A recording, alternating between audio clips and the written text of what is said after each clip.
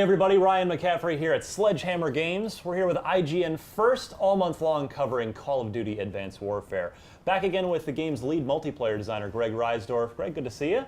How's it going? Nice to be here. Let's reveal another new multiplayer map, which happens to be this one we're on. Tell us the name of it, give us a little backstory, and if anything weird's going to happen in the next few minutes. So this map here is called Recovery, and so Recovery is taking place in Hawaii, in between or on a volcano, and it basically happens on two sides of a volcano. It's a good place to put a multiplayer map, right on a volcano. Why not? I mean, this works. And so the unique feature about this map is halfway through the map, an event will occur, and that event is basically the volcano starts to erupt, and volcanic gas and everything else starts to cover this half of the map that we're in right now, and you essentially evacuate to the other half of the map. So let's take a quick walk. We've got 1 minute until that happens. Let's give us a tour of this half of the map. What are any maybe choke points we should be looking for, key jumps, any of that sort of thing that can help us kick some ass come November? So right here's a pretty big key one.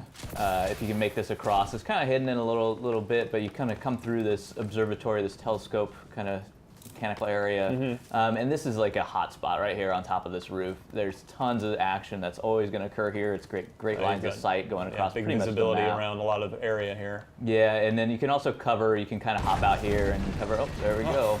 Gonna start the event a little bit. With these, so the arrows, I guess, are telling us to get out of here. Again, follow the arrows to safety. I'm gonna go the wrong way here and just take a look at like some of these large chunks coming in. But yeah, so now the idea is to basically just get out. And so what this does is this creates some crazy choke points. Do you feel like Pierce Brosnan right now? I feel like that every day. But you know, there's some. So is this the hangar door we have to get into? Yeah. So there's actually two of these that have opened up, and you get a minute to get through them. There's one over here. So there's basically the team that wants to control them first, and if you can control them and lock it down, you're going to be in a pretty good spot.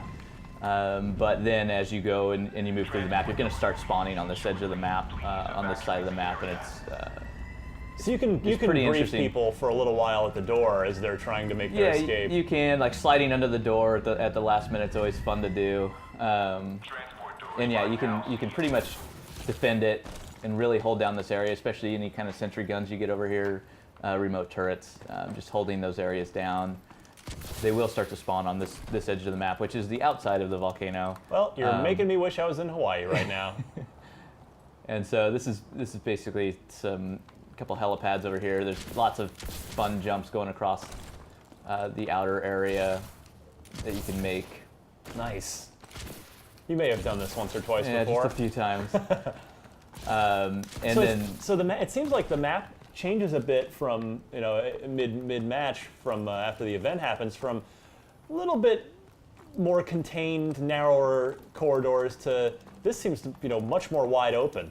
It is. The first side of the map is very compact and tight and really fast gameplay. And then once you get out to this outer section of the second half of the map, it turns into much more open gameplay, and it favors longer range. You're going to want an AR, especially in this area, at least an AR. You can also utilize the ground play, running around down here on the ground in and outs. Most people are jumping up on top. They're gonna stay up above. People like to be up high. Sure, high ground. This corner is another one to kind of watch out for. It's just a high traffic area. Lots of objectives are placed down in this area. People are just moving across, but it's also pretty wide open. You get a nice feel for what everything else is. All the other paths kind of coming through here.